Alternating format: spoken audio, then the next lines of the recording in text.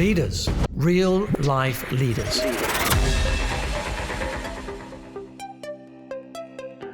Hey guys, welcome to today's episode. And we have Douglas White, and he was an MLB pitching coach, and he's now doing that privately, one-on-one. And now he is now turning his effort into a different kind of coach, which is more of an emotional awareness coach. We're going to be talking today about the law of attraction. We're going to talk about what has helped him be so successful and getting you to focus so that you can kind of get down deep into your soul and kind of align with your inner being and truly figuring out who you are. So Doug, welcome today. Thank you. Thank you for having me. So let's talk about let's start with your career and kind of what has gotten you to get to your expertise as a major league pitching coach and how that even kind of started. And then what kind of got you into your passion for personal growth in co-founding the Soul-Centered Workshops. Sure.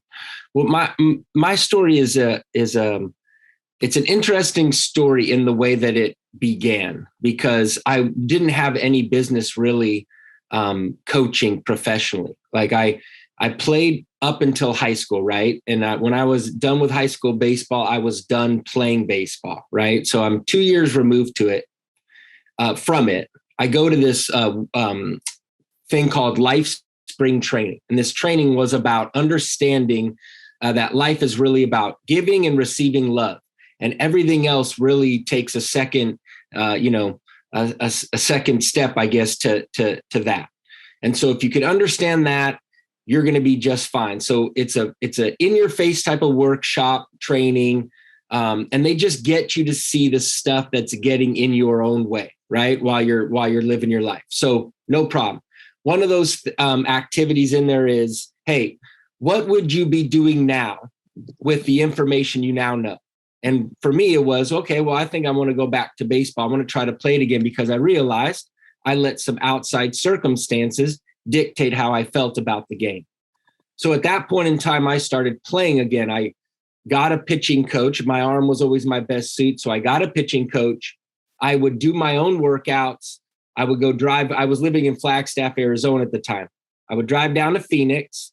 I'd do a lesson. I'd come back up for a month. I'd do my workouts. I'd go back down. I'd do a lesson. I'd come back up. I'd do my workouts, so on and so forth. Eventually, I got an opportunity to play at a small school, college-wise, in Arkansas. And then from there, just kind of my playing career just kind of took all sorts of tipsy turns, because I wasn't really good at understanding and handling adversity inside of the game. So I'm doing all that. I'm done playing. I played at that time. I got into professional baseball. Hold on, I want you to talk about that a little bit more. Okay. So my son is actually 11 years old. He played on a travel baseball team. And I don't know if you were ever on a travel team, but those I was teams, never. They're crazy. Oh my gosh. They are crazy. I mean, literally we were on the baseball field for 14 hours. We started our first game at 8 a.m. We won the tournament. So we didn't end till 9 o'clock. And I'm thinking to myself, this is insane. Like, I'm like winning Mother of the Year here of how much baseball I'm having to endure. So it's very interesting that you're saying this. And what's funny is my son, I always tell him, I say, my favorite position to watch you play is pitcher. So he's really good in the outfield because he catches everything out there no matter what. And so, but my favorite position is watching him pitch. So what I heard you say, I loved what you said, is figuring out what's getting in your own way. Yeah. And I want you to kind of talk about that first from a baseball standard. So what was getting in your own way that you weren't able to take yourself to the next level? Because obviously you have the knowledge and the wisdom on how to, if you're a pitching coach, you know exactly what to do to be an amazing pitcher, right? Give us a couple things.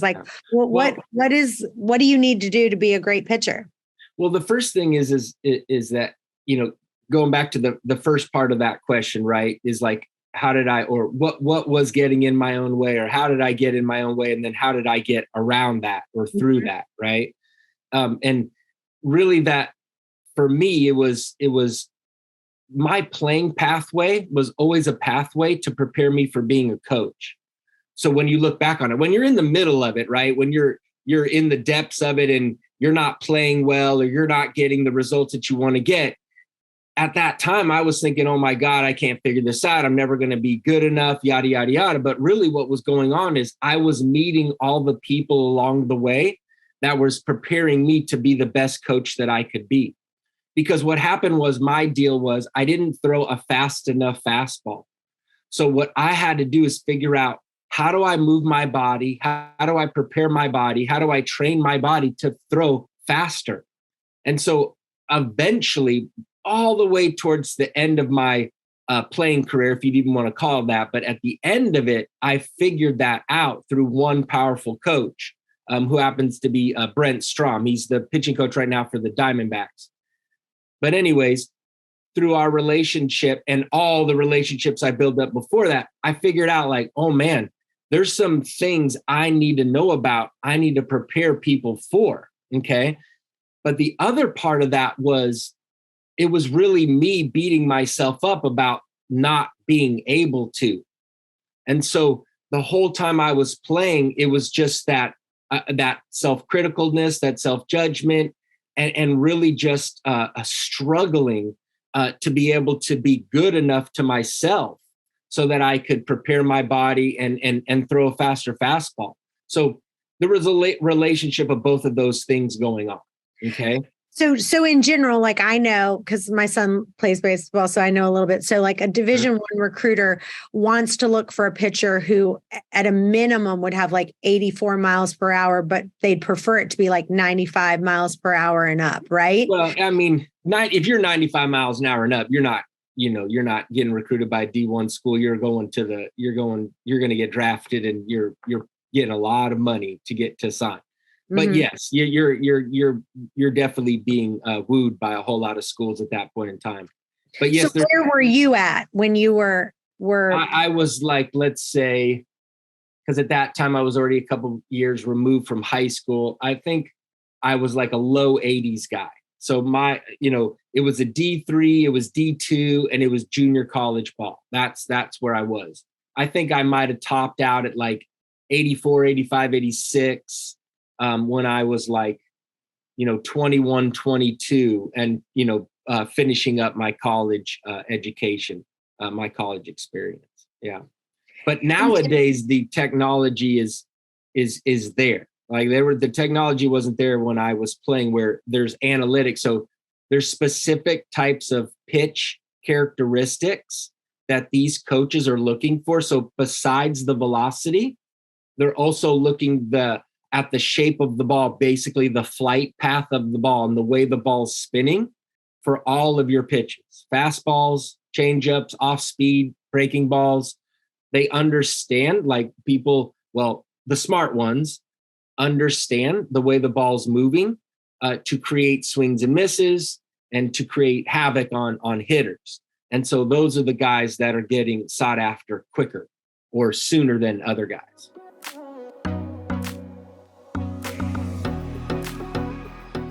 So for yourself, if you were coaching yourself back then, right?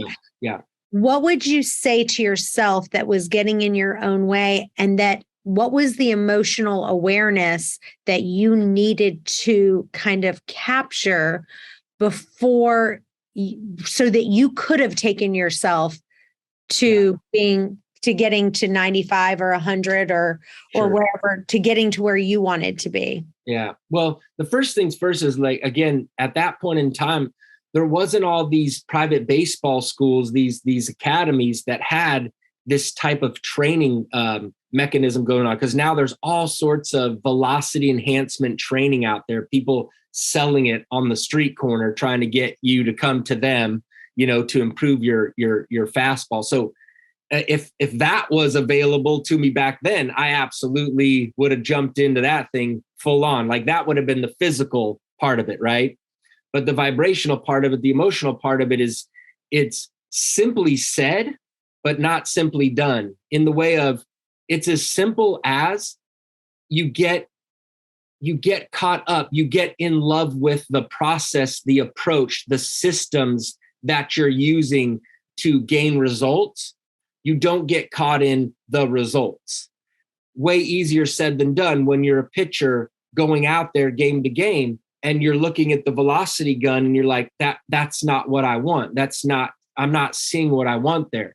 You have to, in some way, shape, or form, you have to be able to get out of the conditional aspect of it, or you can't ever break through the wall. It's an impossible feat. So what I just heard you say is that you have to fall in love with the process of what's going to make you great, and not keep looking at the results. You just go, okay, well, I know if I continue to do this process. So kind of turn it into a business aspect. So I'll give you an analogy for my business. So I'm in real estate and I have agents. Our agents get money for every time they recruit an agent.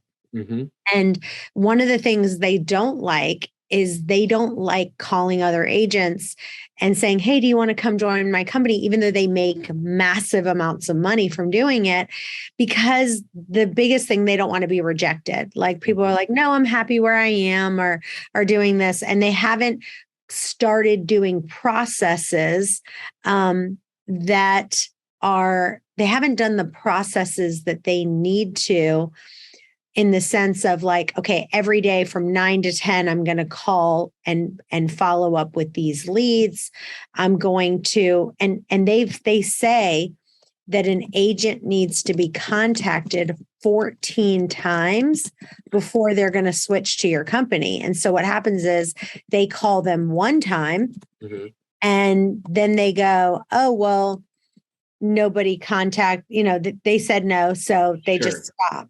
So how would you, if you were going to coach someone on that, how would you say to them, okay, we've got to fall in love with the process, make it really, practical? What would they do in that case?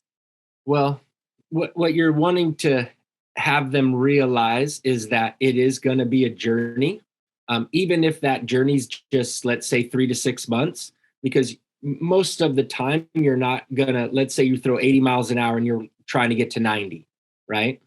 To get from 80 to 90, it's actually not as tough as most people would think, especially these days. However, it's still going to take some time. You're not going to wake up in the morning throwing 80 miles an hour, go to bed, and wake up the next day throwing 90. It's just not going to happen that way. So that's where you want to understand what you're trying to attain, where you're headed for, and you're going to allow yourself the time in which for that to happen. Because as you add more resistance to something, so for example, if you're attempting to attain this goal of 90 miles an hour, but every time you go to the field to practice and you see 81 or you see 82 and you tell yourself, I'm not going to be able to do this, well, then that's exactly what the universe gives you. They give you more of the things to get in your way, because that's exactly where your focus is. That's how your feeling places on this deal, right? So, for example, if your agents, when they call up this person, right, it's a game. It's fun. It's like, hey, how long can I keep this person on the phone? What kind of interesting conversation can I get into? I wonder what they're going to tell me about their job. What can they teach me? If they switch the framework in which the call's coming from, that call might be done in one call, not 14. The 14 is the stats. You get caught up in the stats because that's the human being world of grinding, of suffering, of persevering. That's just something human beings made up. You can create something quite quickly if you're in alignment with what you're trying to attain. So it's more about, like, if you're a pitcher wanting to throw 90, what does 90 feel like? What would it feel like to you inside of your body to throw 90 miles an hour? It would feel efficient. It would feel strong. It would feel powerful. It would feel passionate. It would feel energetic. It would feel confident. It would feel, and then you just go through that. And that's what you're trying to do, because now you make decisions about your training process, about your systems or what have you. You're making decisions that are lined up with that emotional place. You're not making decisions because you're trying to cover your ass on something that you're not able to attain. There's two totally different frameworks there.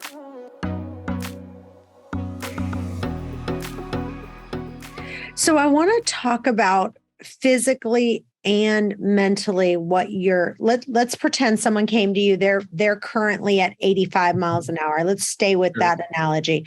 They want to get to 95. And I love what you said about the falling in love with the process. So practically walk someone through that. You would say, okay, physically, in order for you to do that, you're going to need to do this, this, this, and this. Mentally, every time you keep hitting 85, keep saying, okay, these are all the things that you need to tell us. So keep staying on that. What would you, if you were coaching someone, what would you tell them? So physically, there needs to be some sort of assessment. Like, you have to understand, as an athlete, what are you currently doing and what could you be doing?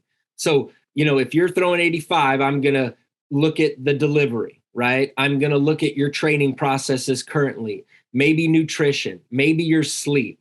And then absolutely the mental, emotional aspect of it, right? So we do the full circle type of assessment, right? So now we figure out you're throwing 85 and you don't have a proper warm-up routine, either for your body or your arm.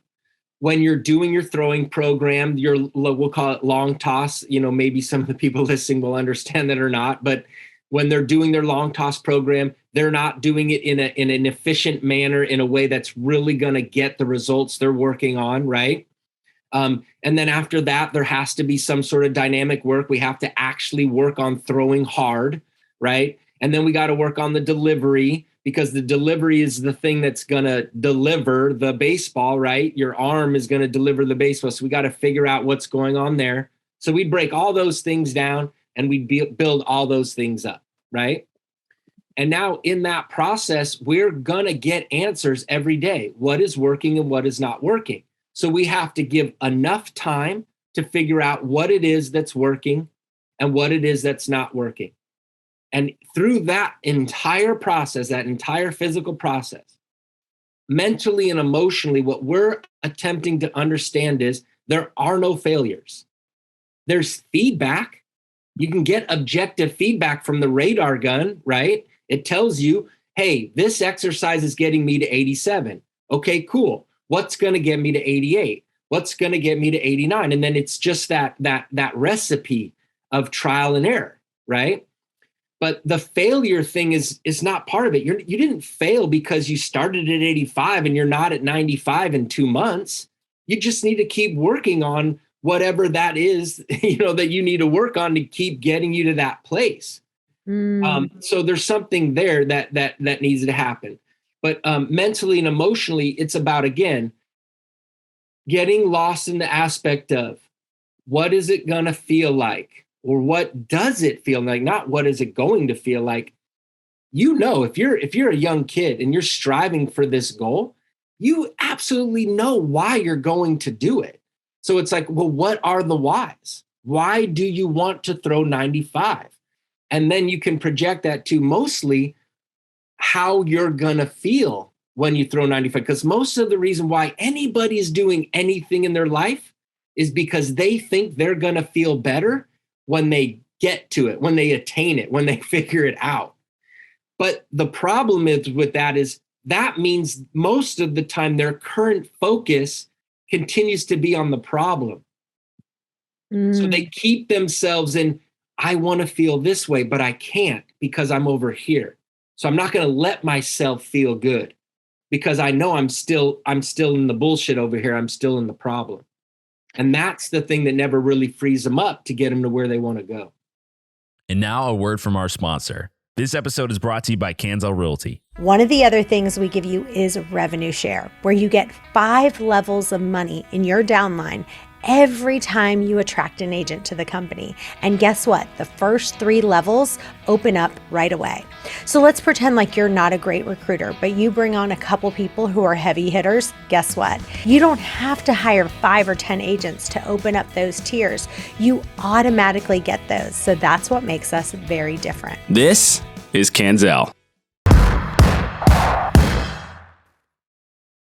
So most of the time when we have a big obstacle in our direction, we weigh out the challenges of overcoming the goal. Yeah. And we fantasize about the results. Yeah. And for a brief second, we imagine like what it's going to feel like, once we defeat the hardship, and, how it's going to look like, down to the smallest detail. But visualizing success is important. So we Sure. definitely need to do that.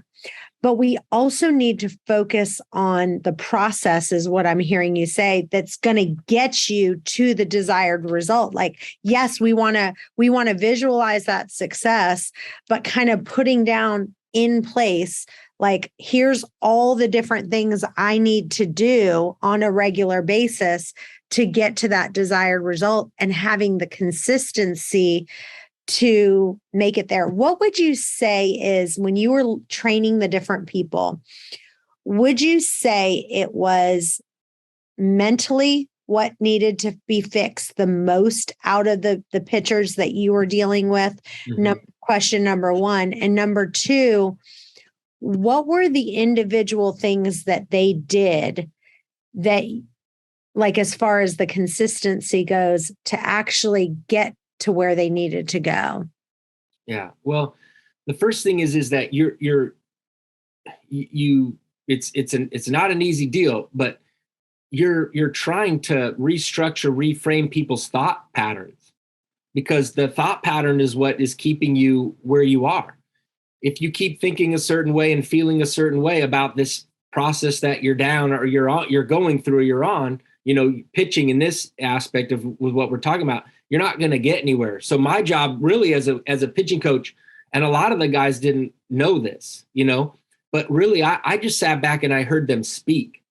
And then I try to figure out ways to speak to them or present to them ways that they could then get out of their own way without me having to explain universal law to them, right? Like, so I'm not going to sit there and say, hey, how about vibration and frequency and waves and, so on and so forth. Like, some guys you're not going to get through that way. Some guys you absolutely can have that heart to heart, but some guys you're not. So really what my understanding is it's in the depths of how this energy is working inside the universe to be able to create something that you're trying to attain in life. And then I listen to the person that's in front of me. First of all, my job as a coach is I need to see them already in this space. Like, I don't care what's coming out of their mouth. I know who they are, and I know what they're capable of, and I know what they're going to achieve. It's not a question, it's an absolute. As a coach, that's where you want to be focused on, right?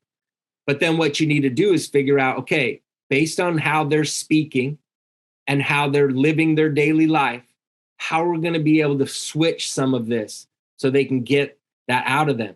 But the thing about this, again, because remember, like, well, one of the things you said there, before you asked me the question, is like, defeat the hardship, right? What's the process that I need to be doing?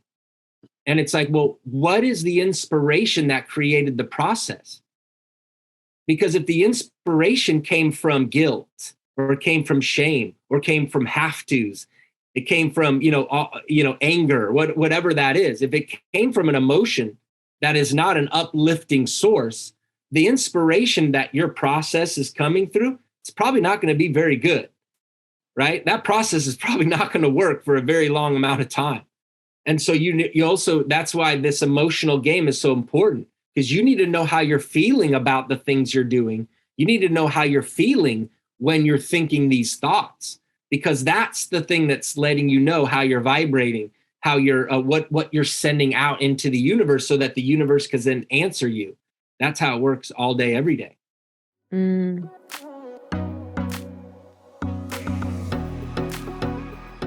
So give us some examples of things that people were maybe saying to themselves mentally, like when they just weren't pitching, like what was the tape that they were playing in their head when they weren't pitching where they needed to?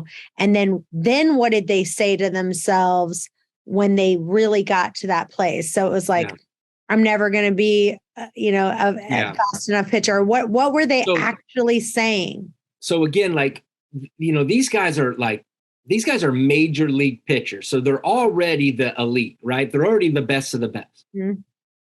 But the guys that are in that middle ground in the big leagues where they're quality pitchers, like let's say starters, right? They're one of the 5 starters, right? So they're in the rotation, but their numbers are just middle of the pack, right? And they're wanting to break free of that. Well, so they say, and they're wanting to be elite inside the league, right? Okay. The number one thing that's going on there is most of these guys are so critical of themselves that when they come out of an outing, they never focus on the things they did well. They always focus on the things they didn't do well. So they continue to keep themselves in that wheel, right? That, like that, the rat or the hamster wheel. They just keep themselves there.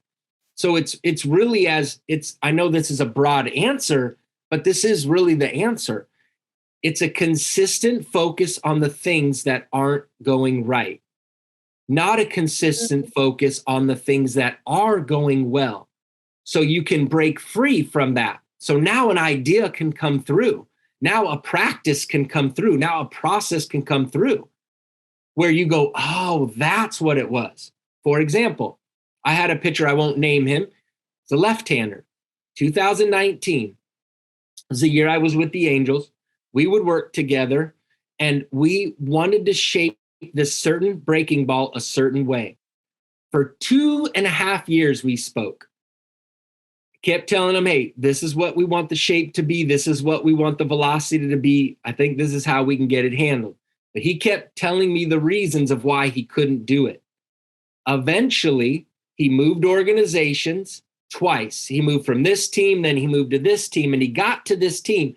And for whatever reason, he started telling me about, hey, this team is really cool. They do this for me. They do that for me. They allow me this. Like, it just opened him up. He felt comfortable again. He felt wanted again. He felt supported. And all of a sudden, an idea came through on this one pitch. Now that pitch has completely changed shape. The velocity is how he wants it. And he was kind of on and off on injuries this year, but he was dominating the league in the time that he got to pitch. And most of it was because of this pitch that he was able to change. But it took him a change of scenery. He moved 2 teams in that portion. It was a 2.5 year, 3-year process. But in my opinion, it was that finally he freed himself of these thoughts because his new environment brought this new life out of him. And now all of a sudden he's able to do these things. To me, that's an emotional thing. That's a vibrational thing. That's a universe thing. That's not I just had this idea come up. Now I'm doing this better. For me, that's not how it works.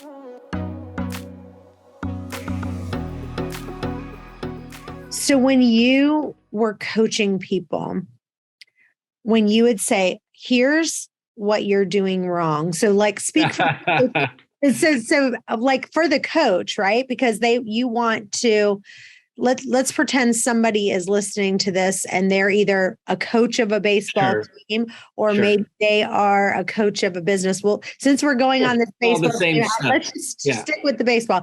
Let's say you're the head coach of a baseball team and the team is not doing well. They're no one's playing well. Everyone's making errors, unforced errors left or right. What do they need to do to kind of, what would be your advice to the coaches to get their team to turn things around?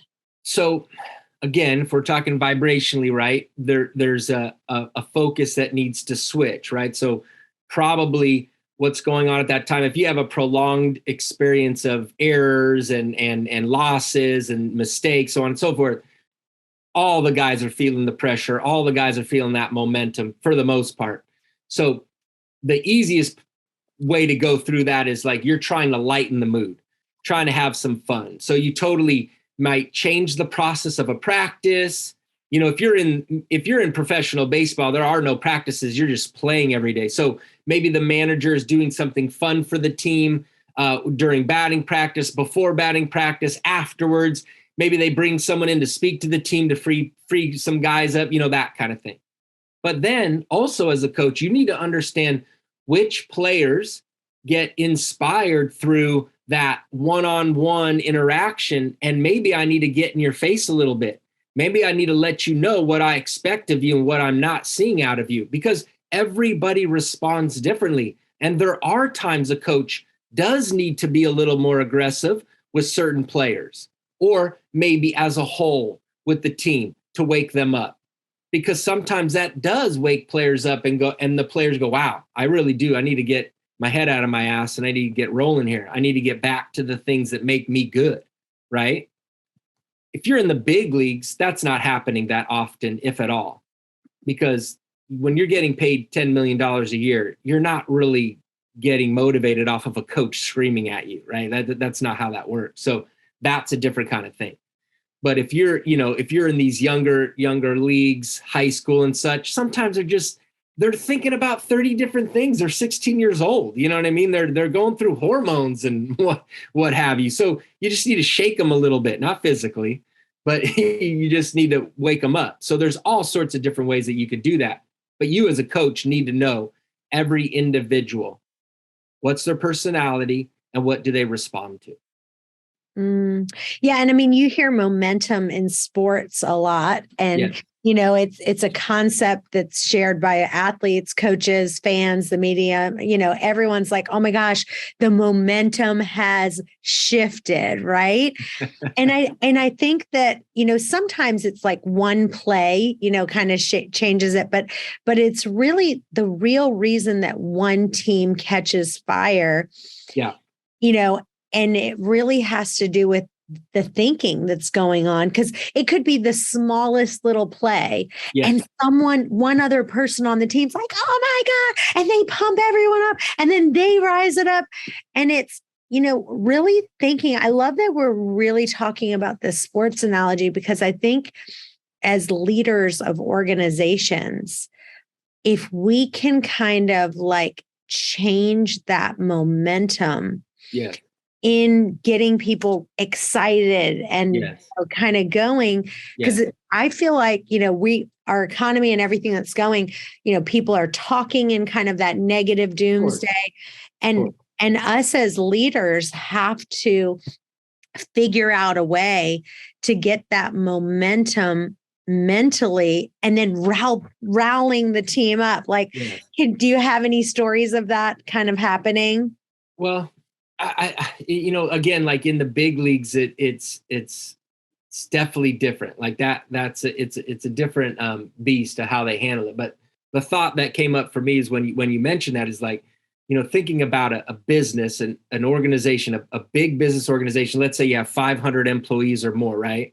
It's like, how do you reach each one of those employees? Because the person who's working in the mailroom back in the, you know, stocking boxes or whatever, like, how does that person realize that they're important and they're included in the team and that there's a reason why they're there?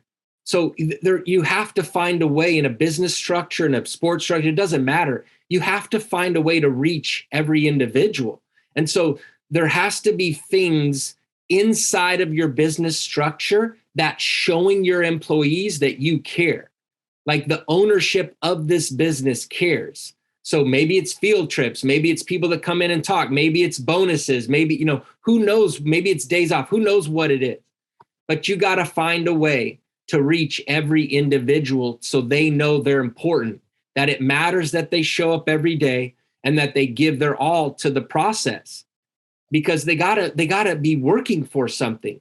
And yes, that's an individual job. So of course, but we're human beings. We're not focused all the time, and we can't do that all the time. And so that's that wholeness structure, you know, and hopefully your ownership team or person, whoever that is, has an idea about that and understand that emotions are so important in our day-to-day process. And if you don't feel loved, if you don't feel supported, sometimes it's tough to be at work. Yeah, absolutely. I love that. Well, this has been amazing. Tell listeners where they can find you and where they can follow you. So Instagram, it's my full name, at Douglas Bryant White. That's my Instagram handle. That'd probably be the easiest way. You can DM me. I have a Facebook, obviously, if you want to try that out, or LinkedIn. I do have a website. I co-facilitate emotional awareness workshops with my friend Dusty. So it's soulcenteredworkshops.com. So if you wanted to check that out and see what that was about. Yeah, that would be it. All right. Well, this has been great. Thank you so much for being with us. And you guys stay tuned. Got another episode coming up in just a few. Bye-bye for now. Thanks for listening to this episode of Real Life Leadership. If you'd like to get the show notes or access more resources, log on to reallifeleaders.com/podcast to get the show notes from this episode and any other resources we might have mentioned. And also, we'd love to hear from you. Be sure to review or rate this podcast on Apple Podcasts to help spread the word. And if you have any leadership questions you want answered, email podcast@reallifeleaders.com.